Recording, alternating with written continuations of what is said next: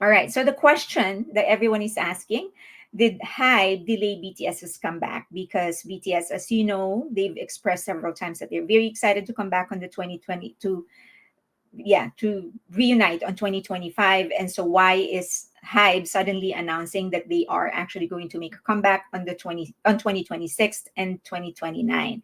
Sorry, 2026 and not 2025. So did Hybe delay BTS's comeback? That is the question, and the answer is no. They did not delay the comeback. All right, so you can all breathe, take it easy. No one is delaying anything. What happened is that during the financial call, a reporter was actually a reporter asked the CFO of Hybe, Yi Kyun Jun. That's the name of the CFO when he was talking. And the question is BTS going to come back on 2026? That was the question that was asked to him. And that was a specific question in 2026. And he said everything is still being negotiated. They're still planning. Okay, so he was asked specifically, are they coming back on the 2026? He wasn't asked if they're coming back on the 2025. He was asked if they are coming back on 2026, and he said everything is being planned. Why did he respond that way? Even the owner of Big Hit, the label under which BTS signed, actually made a statement that he, Bang Shiyuk, the owner of Big Hit, is not in the position to talk about the future plans of BTS. If the owner himself isn't in the position to talk about the plans of BTS, they're just asking a CFO. If Bang Shiyu can talk about it, then nobody can talk about it. Do you know who can actually talk about the future of BTS? BTS. Nobody else has the license to talk about it, just them. So relax. Nobody is delaying anything. Nobody is trying to sabotage anything. It was a question that was asked. He answered safely, and quite frankly, it was a good answer. Everything is being planned. It's a very general answer. He probably doesn't even know what is being planned because he's the CFO. He's not directly involved in the creative development of BTS, right? And the thing is that if he says anything other than that, for example, he says, I'm not really in the position to answer that, I'm the CFO, he's going to get accused of covering up something that they're actually trying to cook the books. Why can't he talk about BTS? It's just that is the safest answer that he can say, that everything is being planned. The other thing is that BTS actually cannot do anything because they are serving the military. They're not supposed to be doing anything that will earn them any money. Hi, Sam. Okay. So the other thing, a reunion is very, very different from a comeback, right? They can be together again in 2025 when they finally get discharged from the military. It doesn't mean that they're going to immediately make a comeback because great art takes time. It's not like they're going to get discharged June. It's not like they're going to there's three sets of discharges. So there's going to be RM and V, and then Jungkook and Jin, and then Suga. So they're going to get discharged on different days. It's not like the moment Suga comes out, they're going to record everything within a span of 7 days and then release the album. We know better than that. We should know by now that BTS actually wants to provide us or to release great art, and that takes time. Okay.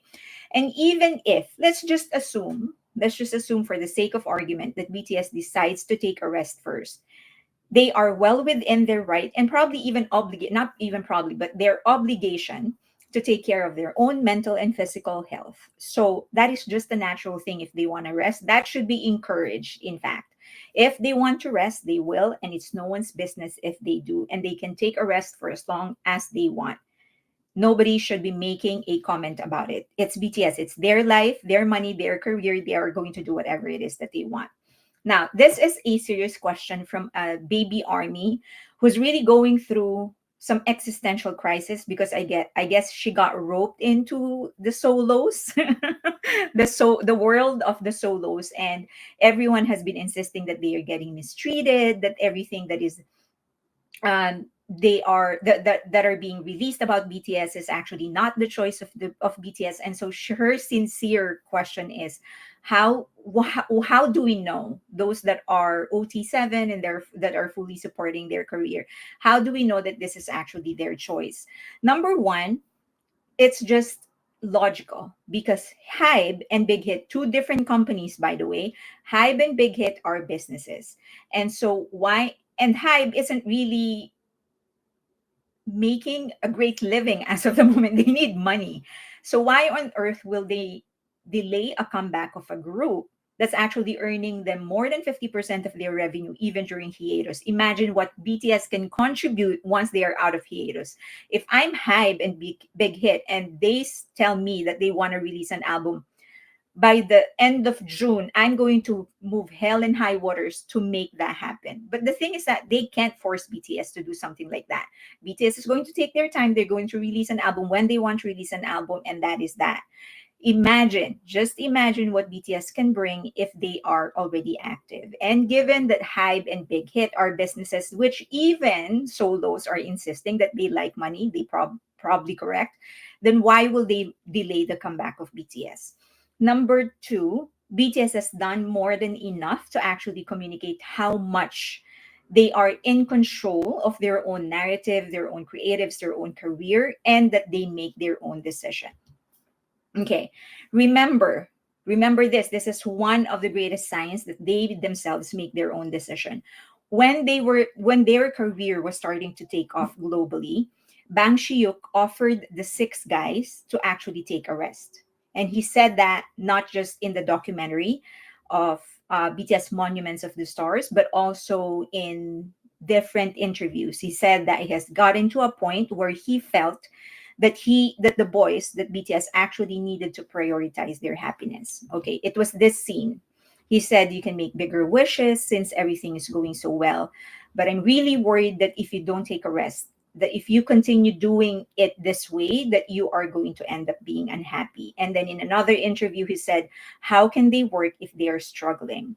However, Jimin explained and said that Bang Shiyuk asked them if they wanted to rest for 6 months, and he said they really weren't sure if that was the right decision. So they themselves decided they weren't going to rest. It was their decision.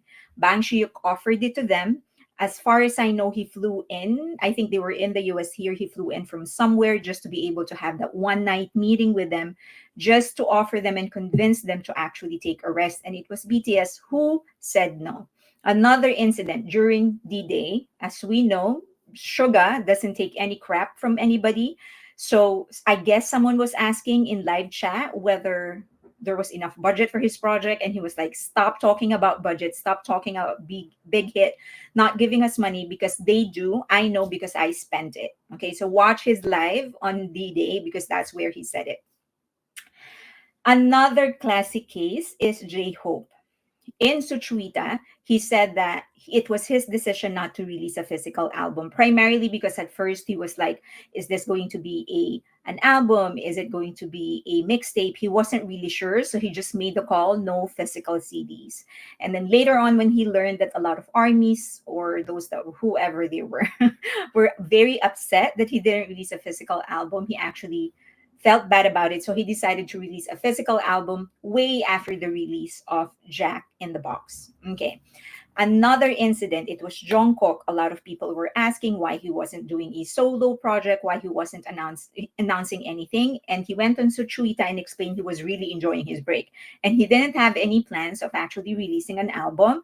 But Seven was offered to him. And in fact, Shoga actually responded and said, well, if I was offered the same song, it's also going to take me out of a vacation. So it was he was just encouraged because the song was so good. He started working, enjoyed it, and decided he was going to do a full album.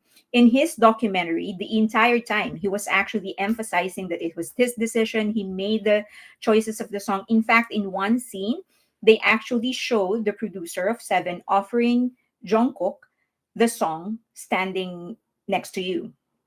So he was like nodding his head. It's like, oh, that's good.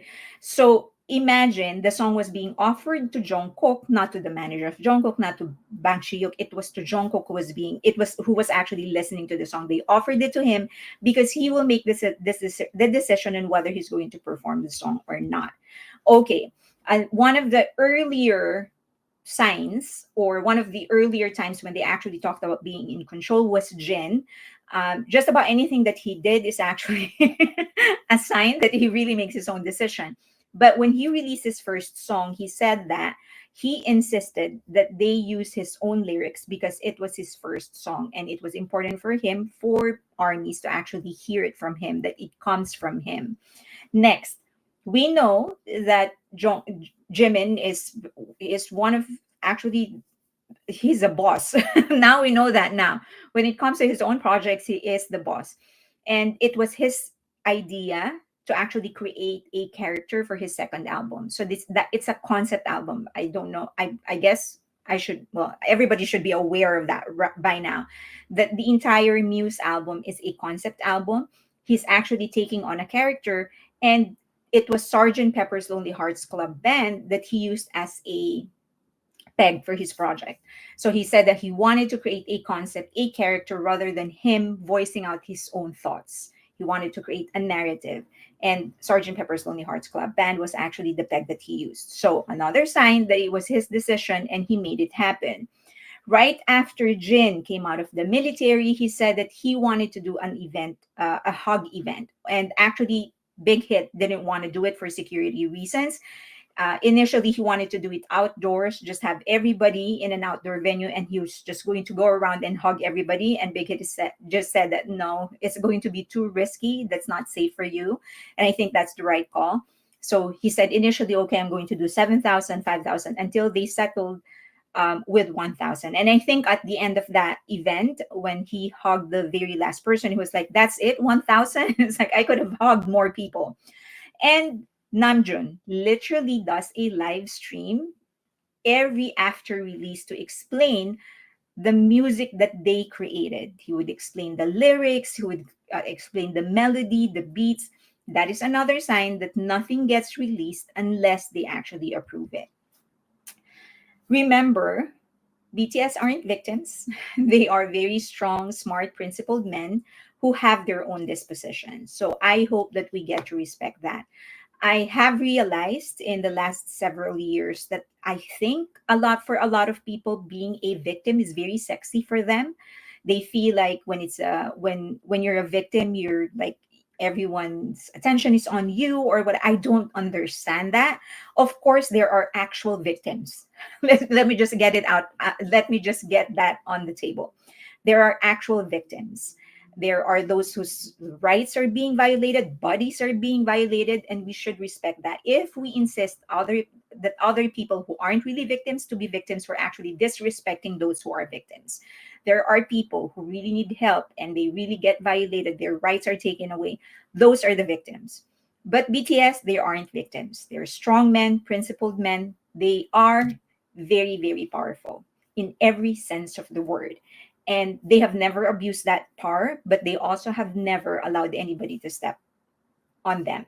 Okay, there was a time in the early days of their career where we know that they've gone through a lot of mistreatment. We know that, but they have they have won over those adversities, and they are now the winners. They are now powerful, and they make their own decisions. Let's respect that. So whenever somebody says that they are victims, that they are getting mistreated or whatever, the best thing to do is to just say, if that helps you sleep at night, then go ahead and then just walk away, because it's not going to help you. It's not going to help BTS. And quite frankly, those people aren't fans. They're just using BTS to project their own sentiments. It is them who they actually want to become victims. They are the ones that are asking for help.